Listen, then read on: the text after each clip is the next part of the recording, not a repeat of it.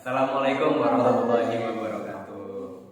Yang terhormat Ibu Anissa Rahmi Faisal selaku dosen pengampu dan juga Ibu Ruya Fremeti sebagai dosen pengampu mata kuliah Pengantar Hukum Indonesia. Perkenalkan, kami dari kelompok 5. Nama saya Muhammad Eko Raffi. Nama saya Lia Tantri.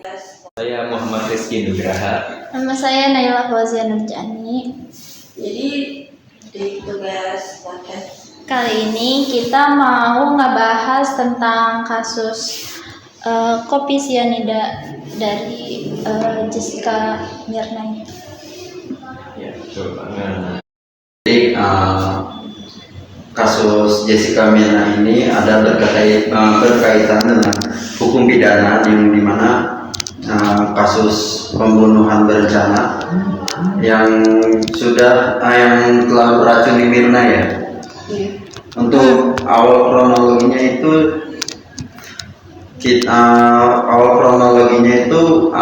Jessica datang ke suatu kafe. Untuk kafenya apa?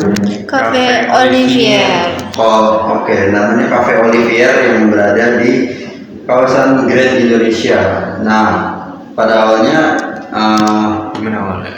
Jessica ini datang ke Cafe Olivier ini tuh sendiri. Ya, sebelum teman-temannya datang. Jadi si Jessica ini sudah memesan kopi 2 dan kemudian atas reservasi di meja nomor 54 dengan nama reservasinya itu Cindy. Jadi setelah mungkin mencari tempat sebelumnya itu Jessica sudah membawa paper bag muter-muter di situ. Untuk selanjutnya itu gimana kelanjutannya?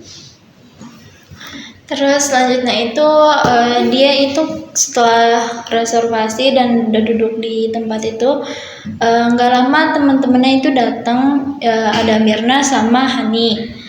Setelah Mirna sama Hani duduk, si Mirna ini langsung ngaduk-ngaduk kopinya dan minum kopinya tersebut.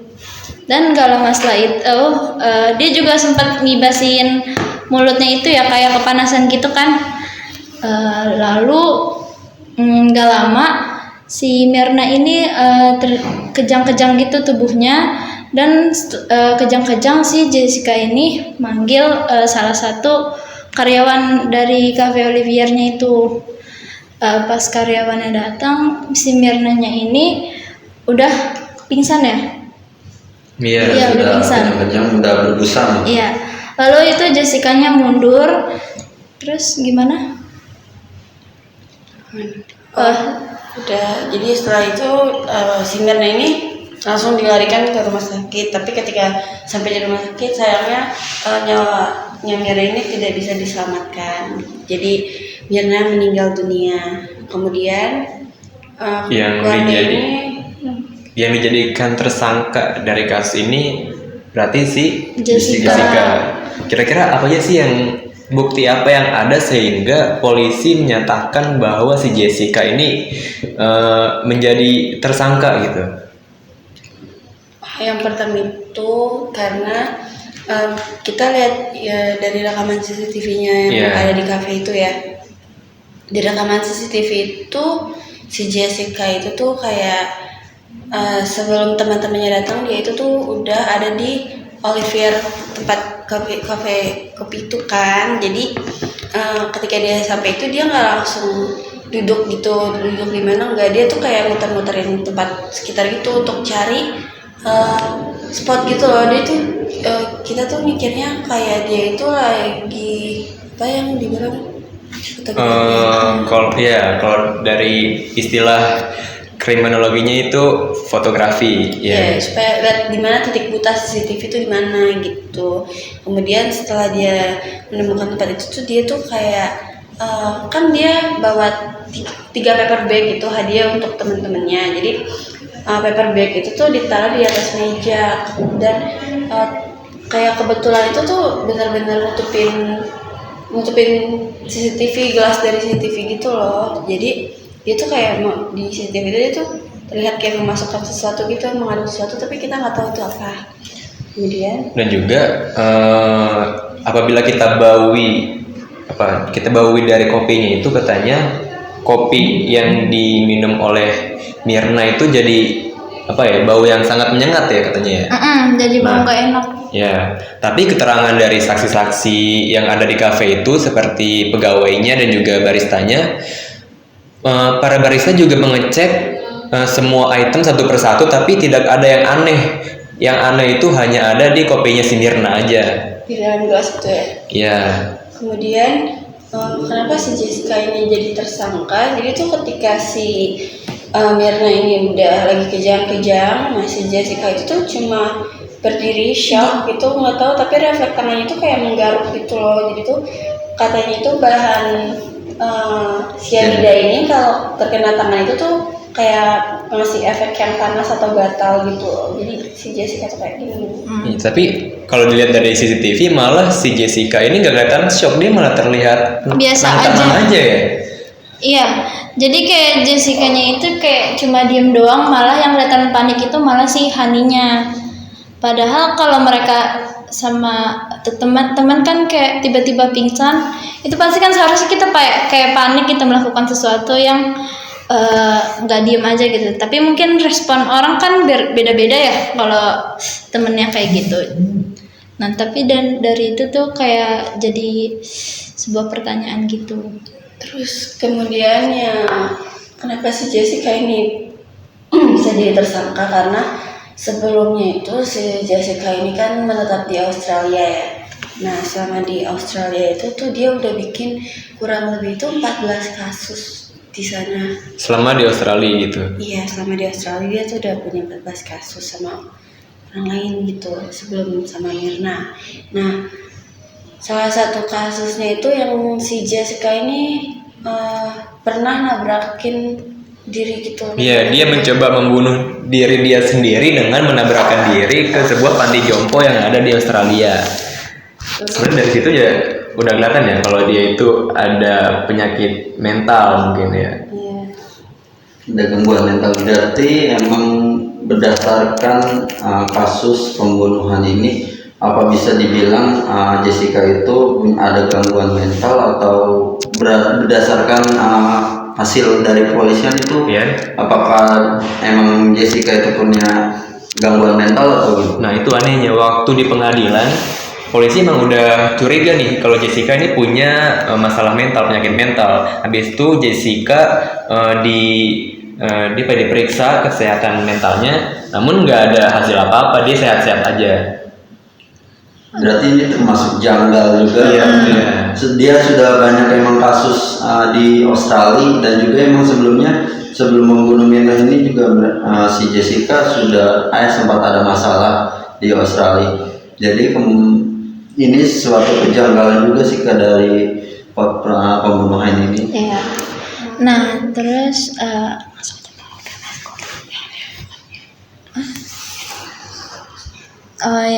terus dia itu ada sempet di Australia.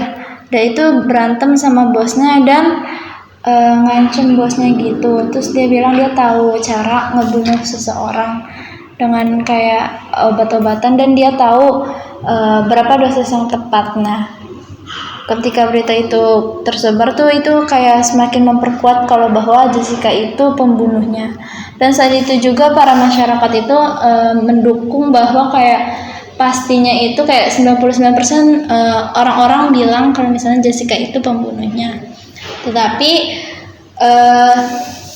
gak lama setelah udah selesai Jessica ditetapkan sebagai pembunuhnya ini, tahun kemarin ya, film 2022 kalau nggak salah ya. Ya 2022 ini booming lagi karena ada satu film judulnya Ice Cold. Ya, jadi kasus ini diangkat menjadi film dokumenter yang diangkat oleh Netflix yang berjudul Ice Cold. Ini kan kasus terjadi waktu 2016 ya kalau nggak salah. 2016. Mau nanya dong ke Haikal, waktu itu umurnya berapa sih? 30 kalau nggak salah. 40 nih. Oke. Jadi waktu 2016 pun waktu kita masih kecil, kayak masih SD, kasus itu udah rame banget, jadi udah booming banget. Bahkan gua sama emak gua sendiri itu rebutan remote, kayak gua pengen nonton kartun, emak gua pengen nonton kasus itu ya. Nah, jadi di kasus ini tuh di film tersebut itu yang diwawancarainya ada bapaknya si Mirna, pengacaranya Jessica, dan staf di Olivier. Iya. Kemudian Terus kita mau ngebahas tentang kejanggalannya aja ya di kasusnya Jessica ini, karena di film Ice Cold ini kayak ngebikin kita terlihat dari filmnya tersebut bahwa Jessica itu bukan pembunuhnya, karena kan di film ini sempat ada Jessica masuk ke dalam frame kamera, dan itu tuh mereka ini sudah sempat izin untuk mewawancarai Jessica, namun ternyata itu tuh cuma sebentar doang, dan Jessica tiba-tiba disuruh masuk lagi ke dalam sel karena polisinya itu bilang kalau misalnya ini udah terlalu kayak terlalu intim gitulah, terlalu nggak bisa dibawa ke publik gitu. Yang sebenarnya itu katanya bahwa kalau teroris aja masih bisa diwawancarai lama, tapi kenapa Jessica gak bisa gitu. Nah itu kan menjadi sebuah pertanyaan ya. Nah, jadi selain banyak bukti bahwa yang mengarah Jessica ini pembunuhnya tapi juga ada banyak bukti juga yang mengarah bahwa Jessica ini bukan pembunuhnya gitu ya. Iya, jadi banyak kejanggalan juga di case ini. Karena yang menunjukkan kalau Jessica ini bukan pembunuhnya itu karena kurangnya bukti secara langsung. Jadi nggak ada saksi mata yang langsung atau bukti langsung yang menunjukkan bahwa Jessica ini memasukkan cyanida ke dalam kopi. Iya. Jadi juga jasadnya Mirna ini nggak diotopsi, sedangkan agar kita tahu apa tuh namanya si Mirna ini mati karena apa tuh kita harus melakukan otopsi, sedangkan polisi tidak mengotopsi jasadnya Mirna. Bukannya diotopsi ya, tapi yang diotopsi itu cuma sampel lambungnya aja. Iya. Ya, jadi yang kita tahu cuma isi lambungnya si Mirna aja. Dia nggak tahu ada masalah yang lain gitu di tubuh Mirna. Iya. Terus juga karena pengacaranya Jessica ini, Pak Hasibuan ini bilang kalau misalnya dia ini sudah meminta hakim untuk kayak mengotopsi si Mirna ini, tapi nggak tahu kenapa malah tidak diotopsi. Nah, ada juga istilah gitulah. Ya, istilahnya itu no autopsy no case. Nah, no autopsy atau no case ini adalah prinsip bahwa penegakan hukum yang menyatakan bahwa tanpa otopsi yang sah dan lengkap sulit untuk membangun kasus kriminal yang kuat, terutama dalam kasus kematian yang mencurigakan. Nah, otopsi atau pemeriksaan mayat ini adalah prosedur medis yang dilakukan untuk menentukan penyebab dari kematian tersebut. Nah, kenapa sih no autopsi dan no autopsi no case ini penting? Nah, yang pertama itu untuk menentukan penyebab kematiannya. Otopsi itu membantu menentukan apakah kematian yang disebabkan oleh penyebab alami, apakah kecelakaan atau bunuh diri. Ini sangat penting dalam kasus pembunuhan untuk membuktikan bahwa kematian ini tidak disebabkan oleh sebab alami. Kemudian untuk pengumpulan bukti forensik juga penting nih. Selama otopsi, ahli forensik dapat mengumpulkan bukti-bukti seperti racun atau luka atau ada tanda-tanda kekerasan yang dapat digunakan dalam investigasi dan pengadilan. Jadi itu karena itu juga bisa jadi mungkin memang ada yang menaruh racun atau apa di kopi tersebut. Tapi kan nggak menutup kemungkinan kalau misalnya si Mirna ini punya penyakit tanpa diketahui sama keluarganya atau siapapun. Nah, tapi karena tidak diotopsi, jadi kita nggak tahu apakah dia mati benar-benar hanya karena racun cyanida tersebut atau enggak. Terus selama berjalannya kasus ini,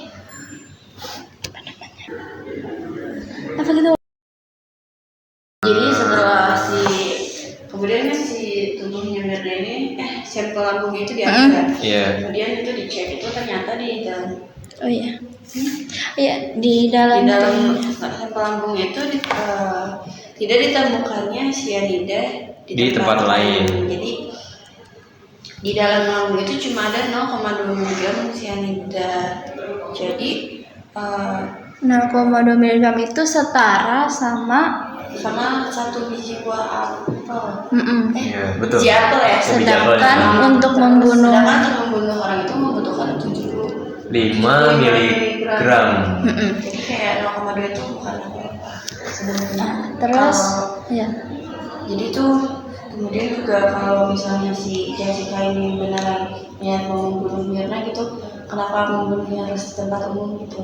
Kayak nggak make sense aja di depan banyak orang mau membunuh orang gitu. Terkait sianida Dia ini. bunuh diri gitu. Terkait sianida juga, ini tidak ditemukan nih bahwa jejak ada nggak jejak sianida di barang-barang milik Jessica atau di area lain yang ada di kafe ya. Nah selain dari mau lanjut ke sianida atau masih ada Boleh. lain nih? Lanjut dulu ke sianida, nanti baru Udah nggak ada. udah. Oke. Ini aja, jadi pas pertama kali mayat Mirna dicek ini, jasadnya Mirna dicek ini tidak ditemukan sianida sama sekali. Lalu 3 hari kemudian jasad Mirna ini kan dibawa lagi untuk diotopsi, tapi ternyata kan nggak diotopsi, hanya diambil sampel lambung. Nah tiba-tiba di sampel lambung ini baru ada 0,20 mg sianida tersebut. Kan ini ya apa tuh anehnya itu dari yang nggak ada jadi ada. Jadi tuh kayak seakan-akan udah ada yang ngasih atau menaruh sesuatu lagi di jasadnya Mirna ini.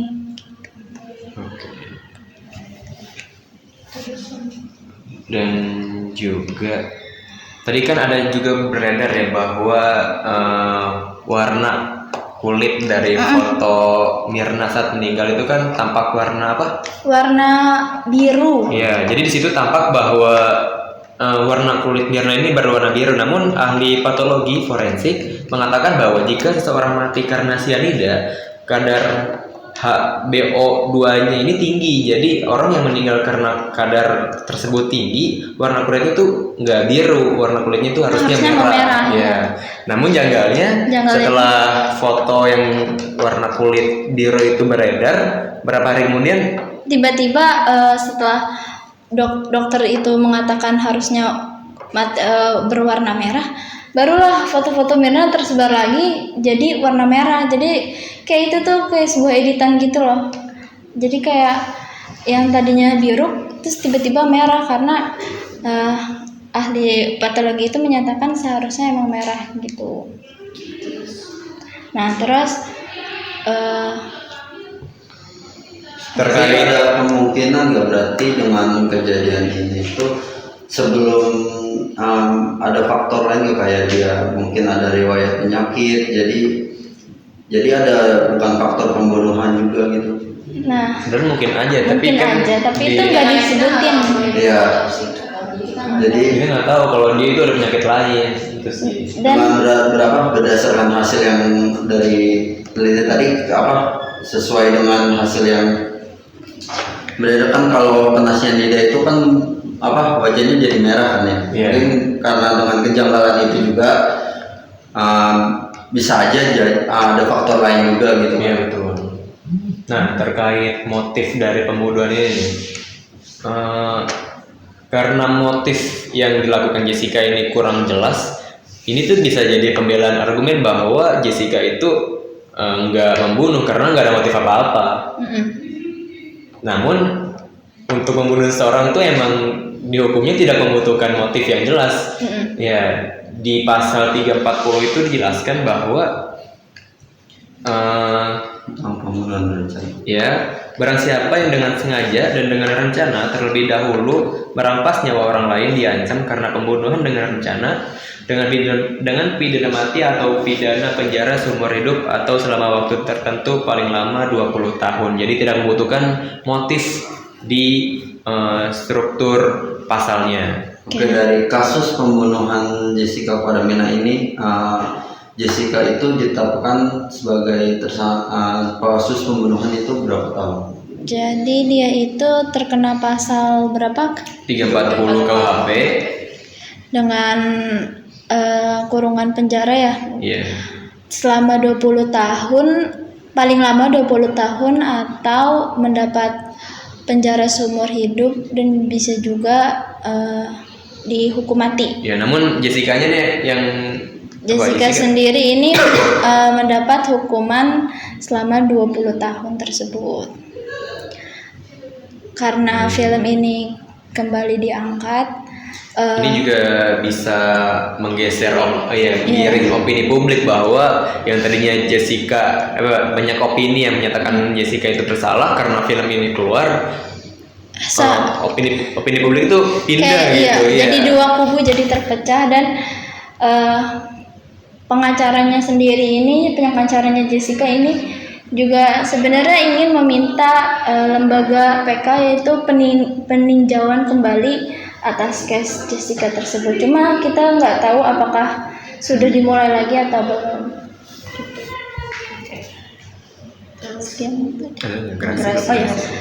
Karena ya Pak Oto ini bilang kalau misalnya dia itu sangat kasihan melihat Jessica di penjara, apalagi seorang perempuan ya, dan dia bilang kalau dia itu tidak bersalah.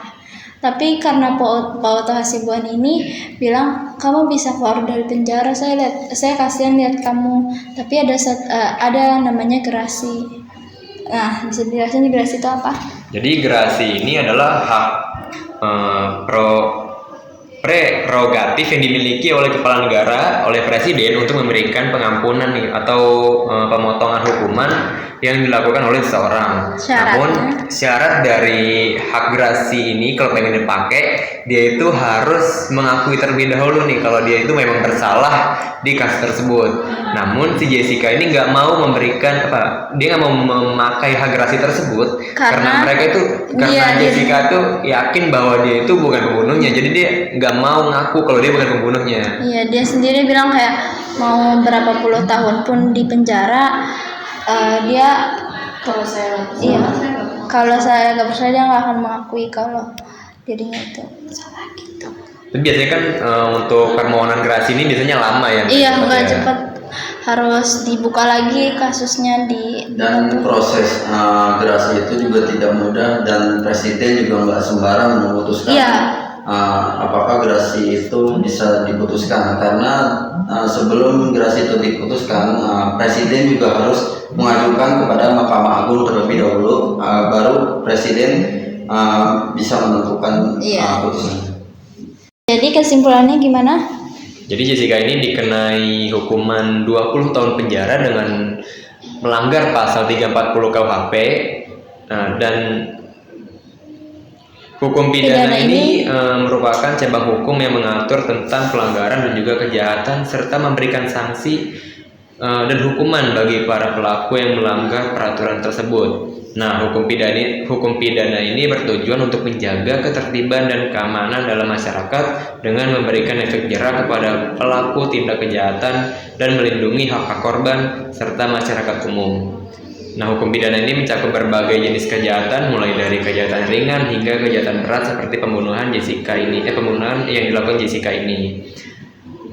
Dan proses penegakannya melibatkan lembaga peradilan pidana seperti kepolisian, kejaksaan, dan pengadilan.